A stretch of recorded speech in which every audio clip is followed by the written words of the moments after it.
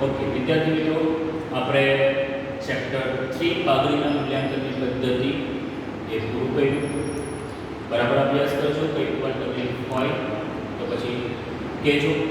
તો આજે આપણે આગળનું ચેપ્ટર અકાઉન્ટમાં ચેપ્ટર 4 ભાગીદારીનું પુનર્ગઠન સ્ટાર્ટ કરીશું. તો પહેલાં આની એક થિયરિકલ બાબત છે, જે તમને દાખલામાં પણ કામ આવશે. તો એ પહેલાં આપણે સમજી લઈએ. તો સૌથી પહેલું છે આપણું ચેપ્ટરનું નામ જ છે ભાગીદારીનું પુનર્ગઠન, એટલે કે ભાગીદારી પેઢીનું પુનર્ગઠન. તો પુનર્ગઠન એટલે શું? આ આઈએમપી પ્રશ્ન છે આ ચેપ્ટરનો પહેલો, કે પુનર્ગઠન એટલે શું. તો લખ્યું છે, ધ્યાન આપજો. ભાગીદારી પેઢીનું પુનર્ગઠન એટલે જુદા જુદા કારણોસર ભાગીદારીમાં થતા ફેરફાર. જુદા જુદા કારણોસર ભાગીદારીમાં થતા ફેરફારો એટલે એને કહેવાય ભાગીદારી પેઢીનું પુનર્ગઠન.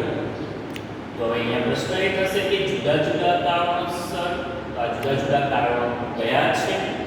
તો ત્યાર પછીનો બીજો પ્રશ્ન આવશે ભાગીદારીમાં થતા ફેરફારના કારણો. એટલે પુનર્ગઠનમાં આપણે જોયું તેમ કે જે જુદા જુદા કારણોસર ભાગીદારીમાં જે ફેરફાર થાય છે એને આપણે કહીએ છીએ પુનર્ગઠન.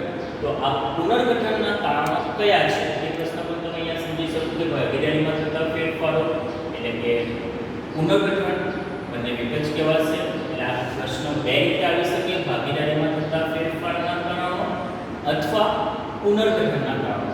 બંને એક જ છે. તો આ જે ભાગીદારીમાં ફેરફાર થાય છે, તો પહેલા તો તમને ભાગીદારી તો ખબર જ હશે કે ભાગીદારી કોને કહેવાય. કે ભાગીદાર માટે આપણી પાસે ઓછામાં ઓછા 2 સભ્યો હોવા જોઈએ, વધુમાં વધુ ખાનગી કંપની અને જાહેર કંપની એની મર્યાદા છે. તો એ રીતે હોય તો ટૂંકમાં ખાલી ભાગીદારી માટે 2 કે તેથી વધારે ભાગીદારો હોવા જોઈએ, તો એને ભાગીદારી કહેવાય. તો આ ભાગીદારીમાં ફેરફાર કેવી રીતે થાય? તો સૌથી પહેલું કારણ છે કે ચાલુ ભાગીદારો વચ્ચે. ચાલુ ભાગીદારો એટલે શું? કે આપણે ધારણા કરીએ કે ભાઈ પેઢી છે એના 3 ભાગીદારો છે, તો એ રીતે ધ્યાનમાં રાખજો. તો ચાલુ ભાગીદારો એટલે પહેલા 3 ભાગીદારો વચ્ચે નફા નુકસાનની ફાળવણીના પ્રમાણમાં ફેરફાર થાય. હવે આ નફા નુકસાનની ફાળવણીનું પ્રમાણ એટલે શું? તો આપણને ખ્યાલ હશે કે ભાગીદારીમાં ધંધો કરે તો દરેક ભાગીદારને કેટલો નફો મળવો જોઈએ એ પહેલાથી નક્કી થયેલું હોય. હવે આપણું જે અકાઉન્ટનું ચેપ્ટર ફર્સ્ટ છે એની અંદર ભાગીદારી કરારનામું છે, જે આપણે જો શીખવાનું બાકી છે, પણ એના માટે તમને ખાલી 2-3 રીત કહી દઉં કે ભાઈ ભાગીદારીમાં જો ધંધો કરવો હોય તો ભાગીદારી લેખિતમાં હોવી જોઈએ, મૌખિકનો કોઈ ઉપયોગ થઈ શકે નહીં. એટલે ભાગીદારી લેખિતમાં હોય છે, બરાબર. તો જ્યારે ભાગીદારી કરારનામું થાય લેખિતમાં, ત્યારે નક્કી થઈ જાય કે ભાઈ ભાગીદારો વચ્ચે નફો કયા પ્રમાણમાં વેચવાનો. દાખલા તરીકે અહીંયા મેં લખ્યું છે કે ભાઈ નફા નુકસાનનું પ્રમાણ આ રીતે હોઈ શકે. ભાઈ 3 ભાગીદારો છે, માની લો A, B અને C. તો એ લોકો વચ્ચે નફા નુકસાનનું પ્રમાણ માની લો નક્કી થયું છે 3:2:1. આ એક પ્રમાણ નક્કી થયું છે. તો આ એક પ્રમાણના આધારે લોકો નફો વેચી લેશે. તો અહીંયા આનો મતલબ શું થાય કે આ જે 3:2:1નું જે પ્રમાણ છે એ ભાગીદારો એ પ્રમાણમાં નફો વેચે છે, પણ ભવિષ્યમાં કદાચ એ પ્રમાણમાં ફેરફાર કરવો પડે. તો એના માટેનો આ પહેલો મુદ્દો છે કે નફા નુકસાનની ફાળવણીના પ્રમાણમાં ફેરફાર થાય. તો આ ફેરફાર શું કામ થાય એના માટે પણ એના પછીનો આગળનો પ્રશ્ન છે, આના પછીનો ત્રીજો પ્રશ્ન, એમાં આપણે વિગતે જોઈશું આ પહેલો મુદ્દો. ત્યાર પછી બીજું છે પુનર્ગઠનના કારણમાં કે ભાગીદારી પેઢીમાં નવા ભાગીદારનો પ્રવેશ થાય. હવે નવા ભાગીદારનો પ્રવેશ એટલે શું? કે મેં હમણાં કીધું તેમ કે આપણે માની લો કે ભાગીદારીમાં 3 ભાગીદારો છે, પણ એ 3 ભાગીદારોને કદાચ એવું લાગે કે ભાઈ આપણે એક નવો ભાગીદાર લાવવો જોઈએ. હવે એ નવો ભાગીદાર કેમ લાવવાનો એના પણ ઘણા બધા રીઝન છે. તો માની લો કે બીજા ભાગીદારને લાવે તો આનો મતલબ થાય કે પેઢીની અંદર નવા ભાગીદારનો પ્રવેશ થયો. તો પછી જો નવો ભાગીદાર આવે તો પછી ભાગીદારો 4 થઈ ગયા. તો આગળ મેં તમને જે ઉદાહરણ આપ્યું તેમ કે ભાઈ 3 ભાગીદારો હોય, માની લો ABC, 3:2:1 માં નફો નુકસાન થતો હોય, તો જો ચોથો ભાગીદાર આવે તો શું થાય? નફા નુકસાનના પ્રમાણમાં ફેરફાર કરવો પડે. છે આ બીજું રીઝન છે કે જો તમે નફા નુકસાનના પ્રમાણમાં ફેરફાર કરો તો એનો મતલબ થાય શેમાં ફેરફાર થયો? ભાગીદારીમાં ફેરફાર. તો આ ભાગીદારીના ફેરફારનું બીજું રીઝન છે કે જો ધંધામાં નવા ભાગીદારનો પ્રવેશ થાય. ત્રીજું, ચાલુ ભાગીદારી પેઢીમાંથી ભાગીદારની નિવૃત્તિ કે મૃત્યુ.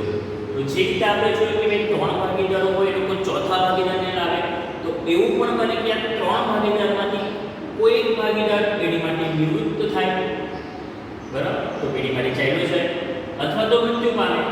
જો મૃત્યુ પામે તો એ પેઢીમાંથી ઉડી જાય, એ દુનિયામાંથી પણ જાય, બરાબર. તો ત્રીજો પોઈન્ટ આ છે કે ભાગીદારીમાં ફેરફાર ક્યારે કરવો પડે કે ભાઈ જે ચાલુ ભાગીદારી પેઢીનો ભાગીદાર છે એ નિવૃત્ત થાય કાં તો મૃત્યુ પામે. તો આ 3 કારણોસર ભાગીદારીમાં ફેરફાર થાય છે. શેમાં ફેરફાર થાય? ભાગીદારીમાં, જેને આપણે શું કહીએ છીએ? પુનર્ગઠન. તો બંને એક જ છે.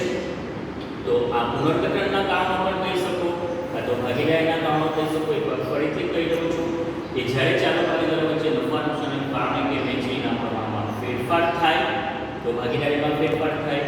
ભાગીદારીની અંદર નવા ભાગીદારનો પ્રવેશ થાય તો ભાગીદારીમાં ફેરફાર થાય. અને ચાલુ ભાગીદારી પેઢીમાંથી કોઈ ભાગીદાર નિવૃત્ત થાય કે મૃત્યુ પામે તો ભાગીદારીમાં ફેરફાર થાય. તો આ ચેપ્ટરનો આપણો બીજો પ્રશ્ન રહેશે કે પણ આ એક પ્રશ્ન છે તે બરાબર ધ્યાનથી વાંચજો. હવે આગળનો ત્રીજો પ્રશ્ન જે મેં તમને કીધું હતું કે પુનર્ગઠનનું જે પહેલું કારણ છે એ તમારો છે પ્રશ્ન ત્રીજો કે ચાલુ ભાગીદારો વચ્ચે નફા નુકસાનની ફાળવણી જેને આપણે વહેંચણી પણ કહી શકીએ ના પ્રમાણમાં ફેરફાર થવાના કારણો કયા છે? આ આપણે જોયા ભાગીદારીમાં ફેરફારના કારણો, અને હવે આપણે આ જોઈશું નફા નુકસાનની ફાળવણીના પ્રમાણમાં ફેરફાર શું કામ કરવો પડે. ઓકે, તો આ 4 મુદ્દા છે. તો ફરીથી 4 મુદ્દા સમજવા માટે મગજમાં રાખજો કે માની લો કે પેઢીની અંદર 3 ભાગીદારો છે, એ રીતે આપણે આ સમજીશું. ચલો, પહેલો મુદ્દો છે જ્યારે કોઈ ભાગીદાર પેઢીનું સંચાલન તેની નાદુરસ્તી એટલે કે એની તબિયત બરાબર નહીં હોય કે અંગત કારણોસર, એટલે એની તબિયત બરાબર નહીં હોય કાં તો અંગત કારણ તો કોઈ પણ હોઈ શકે, એટલે એ પૂછવાનું નહીં. તો નાદુરસ્તી કે અંગત કારણોસર ભવિષ્યમાં સંચાલન કરી શકે એમ ન હોય તો શું થાય? આનો મતલબ કે ભાઈ મેં કીધું તેમ કે માત્ર 3 ભાગીદારો હોય, એમાંનો કોઈ એક ભાગીદાર પેઢીનું સંચાલન કરી શકે એમ ન હોય તો પછી શું થાય? પેઢીમાંથી ચાલ્યો જાય. તો એ પેઢીમાંથી ચાલ્યો જાય તો ભાગીદારો બચ્યા 2. તો પછી ભાગીદારોમાં નફા નુકસાનનું પ્રમાણ બદલાઈ જાય. તો જે આપણે 3:2:1 પ્રમાણ હોય માની લો, અને એક ભાગીદાર જો નીકળી ગયો તો ત્યાર પછી લોકો આ પ્રમાણ બદલીને કોઈ પણ રાખી શકે. માની લો 2:2 કરીને 2 ભાગીદારો છે તો 3:1 કરી શકે, કોઈ પણ કરી શકે. તો બીજો મુદ્દો, ધંધા માટે પૂરતો સમય ફાળવી શકે તેમ ન હોય. તો ફરીથી માની લો કે 3 ભાગીદારો હોય, એમાં 2 ભાગીદારો બરાબર એના સમયસર આવતા હોય, અને માની લો કોઈ એક ભાગીદાર ગમે ત્યારે આવતો હોય, સમયને સાચવતો નહીં હોય, તો ભલે આપણો ભાગીદાર છે, આપણો મિત્ર છે, પણ ધંધાની દ્રષ્ટિએ જોઈએ તો પછી આપણે એને નફામાં ભાગ વધારે આપી શકીએ નહીં. તો પછી આપણે નફા નુકસાનના પ્રમાણમાં ફેરફાર કરવો જ પડે. કારણ કે જો 2 ભાગીદાર પૂરતો સમય આપતા હોય અને ત્રીજો ભાગીદાર જો સમય નહીં આપતો હોય તો પછી આપણે નફાના પૈસા આપવાની, વધારે રૂપિયા આપવાની જરૂર નથી, તો આપણે એનો નફો ઓછો કરી દઈએ. ત્રીજું, જૂના ભાગીદારની નિવૃત્તિ કે મૃત્યુ. ઓકે, આમાં તો સ્વાભાવિક રીતે 3 ભાગીદારો હોય, કોઈ ભાગીદાર નિવૃત્ત થાય તો ચાલ્યો જાય તો પ્રમાણ બદલવું પડે.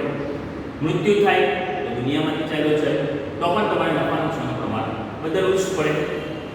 અને ચોથો મુદ્દો છે નવા ભાગીદારના પ્રવેશના કારણે.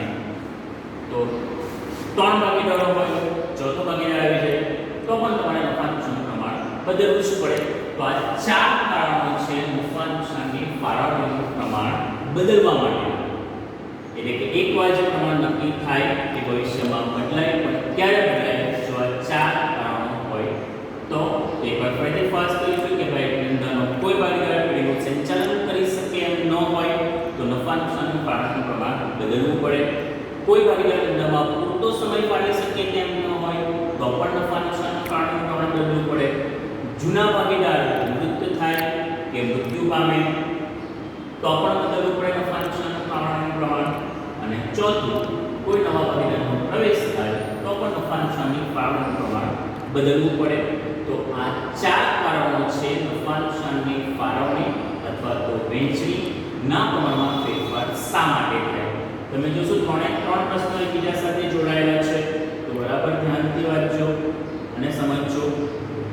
ઓકે, તો આ જે 3 પ્રશ્નો જોયા એમાંનો જે ત્રીજો પ્રશ્ન કે આ નફા નુકસાનની ફાળવણીમાં જે ફેરફાર થાય છે, તો આ નફા નુકસાનની ફાળવણીના ફેરફારના કારણે બે મુદ્દાઓ ઉપસ્થિત થાય છે કે ભાગીદારો વચ્ચે નફા નુકસાનના ફાળવણીનું પ્રમાણ આપણે બદલી કાઢીએ તો પછી સમસ્યા શું થાય? એના માટે બે મુદ્દાઓ ઉદ્ભવે છે. એક ત્યાગનું પ્રમાણ, બીજું લાભનું પ્રમાણ.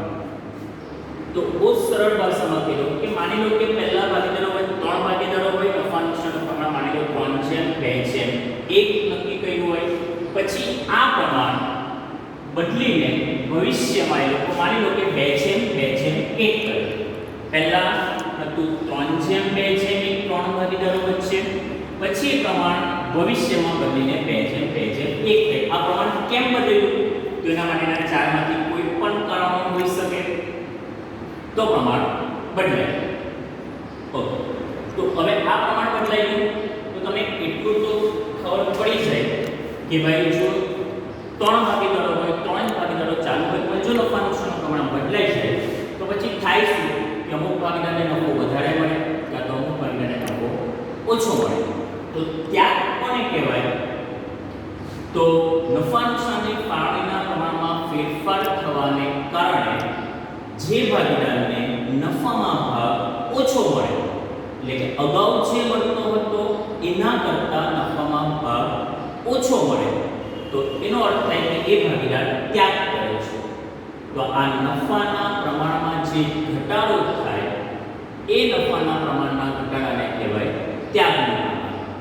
તો એકદમ ટૂંકમાં સમજવું હોય તો ભાગીદારના નફાના પ્રમાણમાં જે ઘટાડો થાય એ પ્રમાણને કહેવાય ત્યાગનું પ્રમાણ. તો જો એ સમજ પડી ગઈ તો લાભ સમજાઈ જશે કે ત્યાગની અંદર ભાગીદારને નફામાં ઓછો ભાગ મળે છે, તો લાભની અંદર શું થશે કે નફામાં ભાગ વધારે મળશે. તો અગાઉ ભાગીદારને જે નફામાં ભાગ મળતો હતો એના કરતાં નફામાં ભાગ વધારે મળે, એટલે કે નફાના પ્રમાણમાં વધારો થાય. તો આ વધારો જેટલા પ્રમાણમાં થાય એ પ્રમાણને કહેવાય લાભનું પ્રમાણ. તો આ નફા નુકસાનની ફાળવણીના પ્રમાણમાં ફેરફાર થવાને કારણે બે મુદ્દાઓ ઉદ્ભવે છે, એક ત્યાગ અને બીજો લાભ. તો આપણે જે આ ચેપ્ટરમાં શીખવાના છે કે ભાગીદારનો ત્યાગ અને ભાગીદારનો લાભ, જે આના પછી આપણે શીખીશું. એના દાખલાઓ છે, ત્યાગના દાખલાઓ છે, પછી લાભના દાખલાઓ છે, અને એ રીતે આ ચેપ્ટર આપણે પુનર્ગઠનનું પૂરું કરીશું. તો આ ચેપ્ટરમાં થિયરી માટે તમારે ખાલી આટલે સુધી જ કરવાનું છે. આના પછી હવે આપણે દાખલા સ્ટાર્ટ થશે, પણ આ ત્યાગ અને લાભનો અર્થ આપણે શીખવાના છે પહેલાના પછી, અને ત્યાર પછી આપણે દાખલા સ્ટાર્ટ કરીશું. તો આ જેટલું સમજાવ્યું છે એ બરાબર નોટમાં પહેલા શરૂઆતમાં લખજો આ બધું, અને આના પછીના પીરિયડમાં આના દાખલા સ્ટાર્ટ થશે, આના પછી તમારે કરવાના છે. આજે આપણે અહીંયા